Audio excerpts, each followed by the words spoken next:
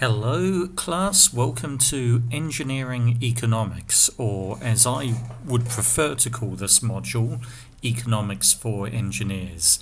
The reason why I would prefer to call it Economics for Engineers is that really this is an introduction to economics. We will not have any opportunity to go into the real depths of the very specific areas of economics which are only specific for civil engineering. But this course is a beginner. It's a 101 course to tell you everything you need to know about economics to be an effective professional engineer. So, we're in a bit of a predicament here. We're currently on quarantine with the coronavirus pandemic. And so this is just a review of the first lecture we had. And if you remember, I gave you some different class examples to try and introduce you to economics. So we've got a situation where Hummer, he's earning $3,000 a month as a civil engineer, but he really hates his job. What he would really like to do is make women's wedding dresses. That's his dream. It's his boyhood dream. But if he does that, he's only going to be making $1,200 per month. So what should he do? Should he continue to work as an engineer, or should he follow his dream and open up a wedding dress shop? Well, the decision that Hummer will make will depend on how much he values his happiness. If the happiness that he's going to gain from making women's wedding dresses is worth $1,800 a month to him or more, he will do it. Otherwise, he will stay working as an engineer. Here's another example. Avan, she's working for a company after her graduating from UKH. She's been offered a job, that will pay her $2,500 per month. Now, I ask her if she would consider doing a master's. Now, if she does a master's, then with a master's, as a master's graduate, she will be earning $3,500 per month in 2 years' time when she graduates with a master's. However, there is a 20% chance that she will fail the master's. Should she take the job offer or do the master's? Well, how does she come to the decision? Well, again, it is a financial decision in a way, but she isn't going to just do what gives her more money, because she also needs to factor in the 2 years of her time and energy she's got to put into a master's. She won't have an income in that time, and also she's got to weigh up and consider the risk, a 20% chance that she will fail. So the opportunity to earn $1,500 more a month, is that worth waiting 2 years and working really hard for 2 years and also facing risk? You don't just choose whatever occupation will pay you the most money. I can tell you now that I have a chance to earn a lot more money if I go, rather than working at UKH, if I go to Las Vegas and I gamble on poker. Now, if I do that, I have a chance of winning big, but there's also very high risk. And that's why Las Vegas is full of homeless people who thought they would make millions, but instead they lost their livelihoods. Another example is in 2033, Shana is 35 years old, not married, so she's a bit of a spinster. And her dad tells her that at work he's found someone for her to marry. Now, this is the guy he brings home. Not a great looker, is he? But he's got an okay kind of personality. Now, Shana must make a decision. Does she marry him and just put up with the fact that he isn't a good looker? Or does she not marry him and run the risk of growing old and dying alone? Well, again, she's got to weigh up the pros and cons, the costs and benefits. Is the risk of not being married at all greater than the displeasure that she's going to have from being married to someone who's ugly? And she's got to make a decision there. Now, notice here, there is no money changing hands, and that's very important. There is a value, but there isn't money necessarily. There's value in marrying someone who's good looking. There's value in not facing risk. But she's got to weigh up what decision will give her more, what option will be more valuable to her. Being married, even if he's not a good looker, or waiting to see if someone better comes along. And keep in mind, she's now 35 years old. Another example here, Belinda's looking for a wife, and he's got 4 options. And they're arranged from ugliest to most beautiful, but the more beautiful the wife, the more expensive the dowry. Well, he's got to make a decision here, and one of the option, and there is a dollar value associated with this decision. He's got to make a decision, how valuable is beauty to him? How much does he value beauty? And how he does that will determine which wife he will choose. Let's do one that's a little bit more civil engineering focused. Hassan is designing a house for his family. He does not know whether to build the house out of breeze blocks or earthen blocks. So remember, we talked about this a little bit in building materials together. And we've got some details here. Life expectancy, electricity bill, because earthen bricks have much better insulation, the build cost. Now, what decision should he do? What kind of brick should he use? Well, you can do an accounting analysis here, and what you're going to find, like we did in class, is that in the long term, the earthen blocks are going to save him money. However, that's not the whole story. If we were purely accountants, we would be saying, go for the earthen block, Hassan. You'll save money.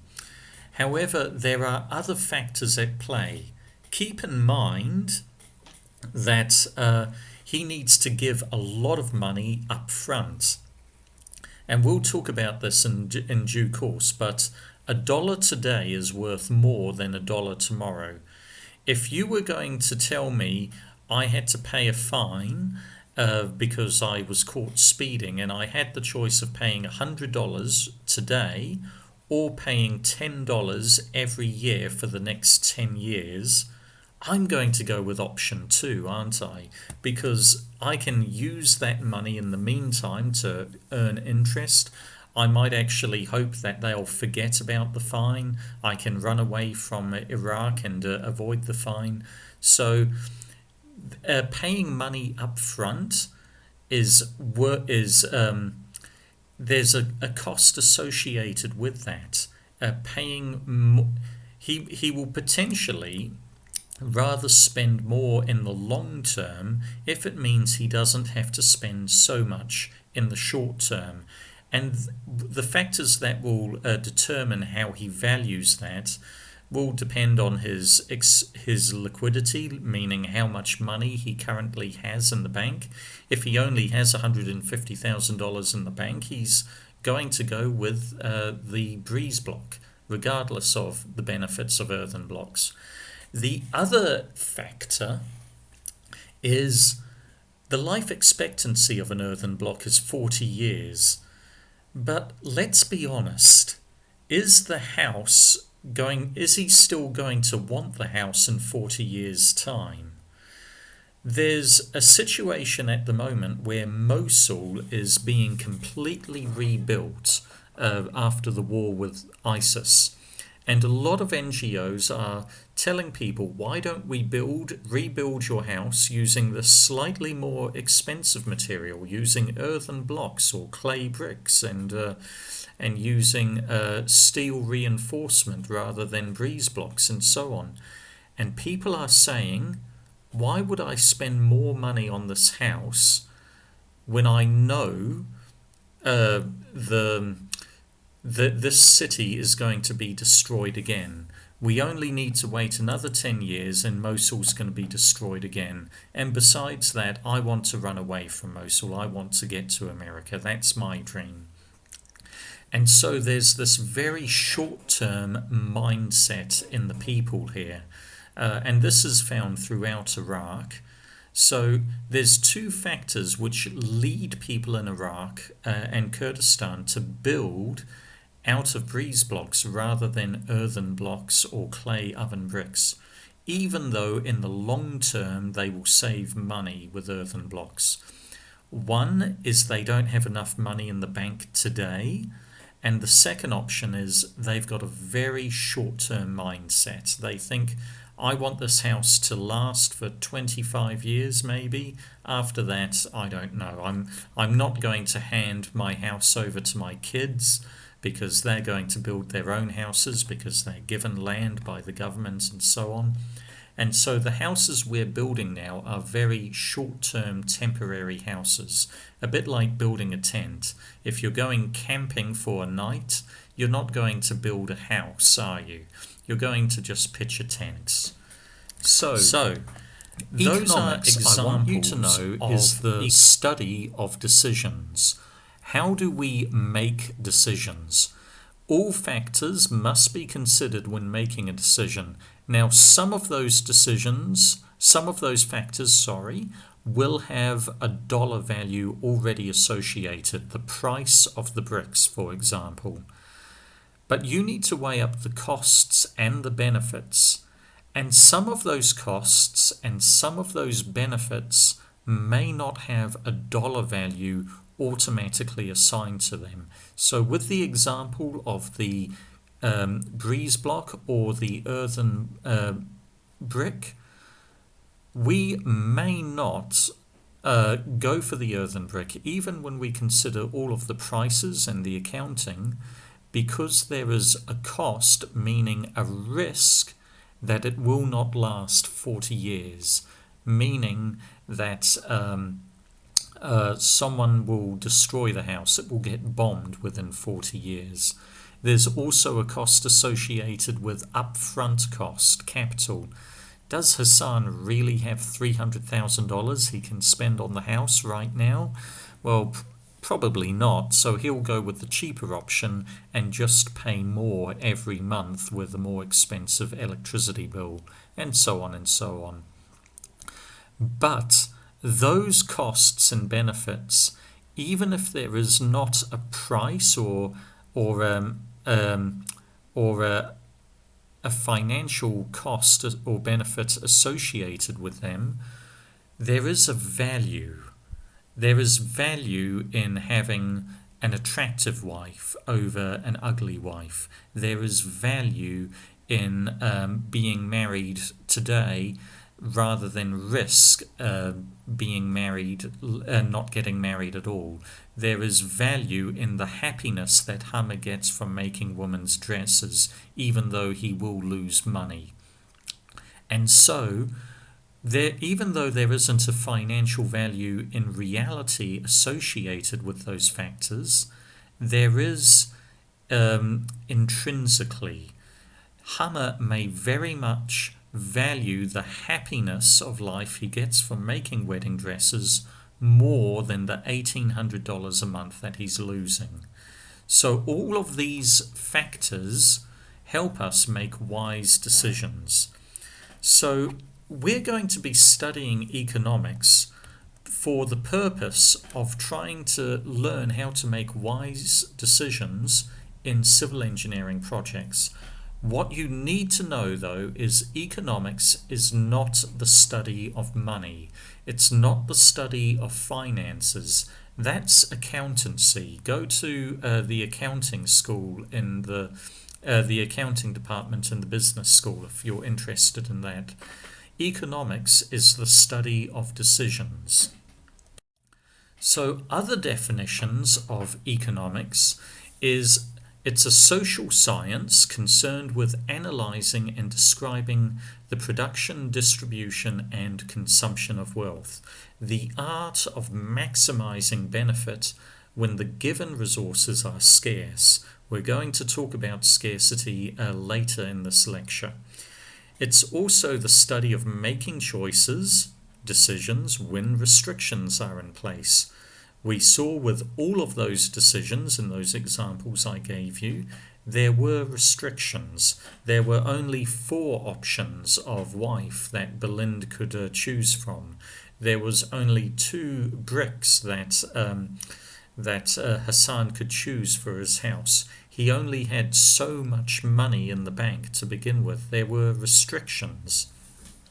So, it's the science which describes human behavior as a relationship between given ends and scarce means which have alternative uses. This is from a philosopher called Lionel Robbins, and I think that's the best definition for economics, because you can see with all of those decisions that we discussed in class, human behavior is a factor. We have an end goal, something we desire, but we also have scarce means. I'm sure Avan wants all the money in the world, but she can't study for a master's and a PhD indefinitely. There is a risk associated with it, and so there's scarce means, and there's alternative uses. So there's different options to use her talent, use her time, use her money towards. And the economics is about how she will choose from a variety of options. Now, when we look at some of those, all of those definitions, in fact, at no point is money mentioned. And an economic decision doesn't need to have money associated with it. So, yeah, with the example of Shana getting married to that ugly man or risking not getting married at all, no money exchanged hands. But there was value, even if there was no true price set to it for others to see. Shana was valuing it. So if her... What we'll see this more clearly later, but an interesting thing is if you go to some of the traditional great universities, if you go to Oxford or Cambridge, if you study economics there, you're not going to be studying economics in the business school. You're not going to get a BCom. What you will do is you will study economics in the philosophy school, and you will end up with a B.Phil or D.Phil. It's actually considered an art, and it's all about how humans make decisions. That's what economics is. So as a civil engineer, you're going to be making decisions every day. You're going to have thousands of decisions to make. Should we use the land to grow corn or wheat or graze goats? Should we buy another diesel generator or make them all more energy efficient? How high should the dam be? How often should I inspect the bridge? Once a year or every month? Should I hire a crane to build this 3-story building? Or should I just get people to carry the bricks up the stairwell? Should I build the road out of concrete or asphalt? How do we make those decisions? There is going to be hundreds of factors to consider. Now, with all of those factors, there will be a cost, there will be a value associated to it. And that's how you go about doing a cost-benefit analysis to decide which option is the most valuable, which option is the best one for you to take. So the first thing we're going to be looking at in this course is scarcity. Remember that definition, that there is scarce means. You only have so much money to spend. You only have so much land you can build on. You only have so many car parks available in the front of your restaurant, and so on and so on. This is a great picture of Manhattan. So, Manhattan is an island in New York, and originally New York was just that island, and it's the capital of the world in many ways. Look at how high that island is. Look at all the high rises. Why are people building up and building high rises there? Well, it's because the land is so valuable and so scarce, and more people want to live on that island and work on that island than they can fit if they were all working on the ground level. So demand forces people to build high rises, which are very expensive to build.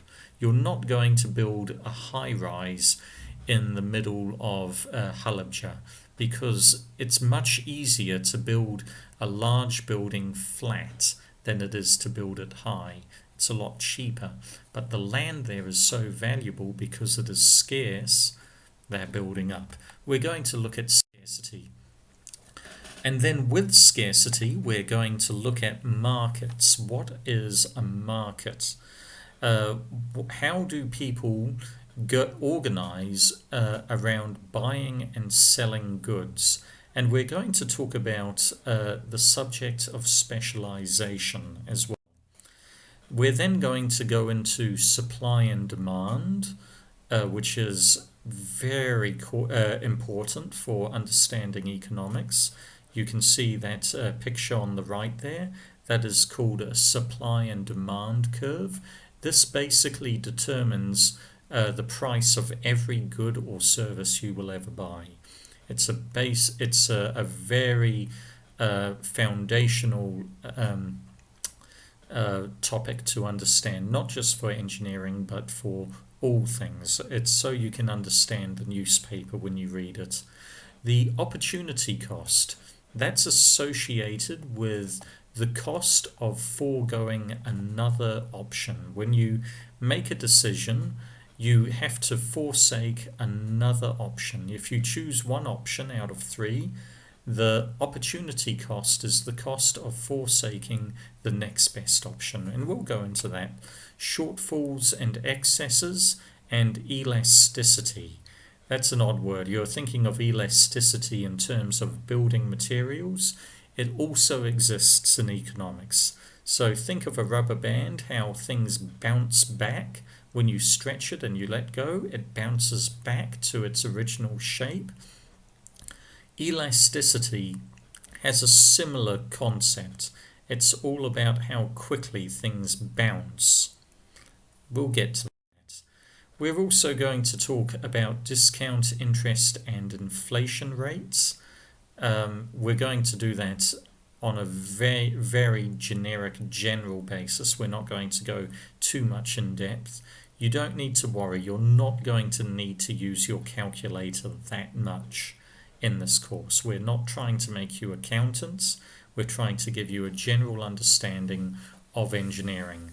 Now, externalities, very odd word, but those are costs associated with your decision that you do not pay. So, that is very common in civil engineering, and that's why we have a big focus on that. If you decide to, let's say Hassan decides to go with the breeze blocks, and there's some costs associated with that to him. He must pay more in electricity. He's going to be colder in the evenings. But there's also going to be costs that other people will bear. What if Hassan has a wife who has asthma? And if she's in a house with breeze blocks, she's going to be colder and it's going to be damper at night, and she could get sick. And so there will be a cost that she bears, even though she never had any say in the decision making. There's also external benefits as well, where other people benefit from your decision. So if Hassan decides to build out of earthen block, if I'm a neighbor of his and I have to look at his house every day, I'm going to be happier if I see a house made out of earthen blocks because it's more attractive, it's more enjoyable to look at. So even though I haven't paid, there's an external benefit that I'm experiencing.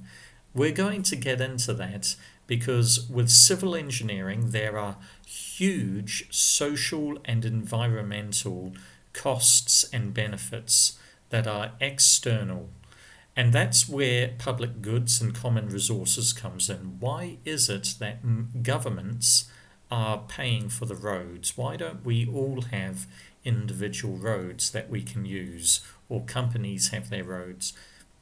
Funny concept, but we'll talk about that. And then short and long-term run costs. This will help you make business decisions. So, this is where things have changed dramatically for us, okay? Remember, normally the semester is 13 weeks of instruction, and in the middle of that you will also have your midterm. This has changed dramatically because of the quarantine. We're going to be beginning classes officially on the 3rd of May. Now, I recommend you start before that, but we're going to be working for 9 weeks. It's just, and that includes that doesn't include, the first week. So you will miss the second lecture. Catch up on that in your own time. I'll make a video of that for you.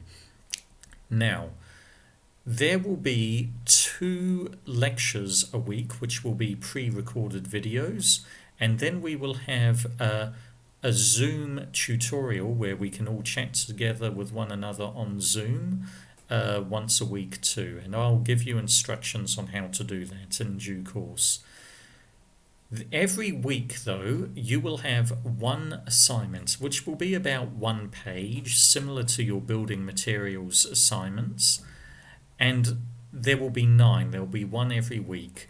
When you do that, that will be counted as attendance because I'm supposed to be taking attendance.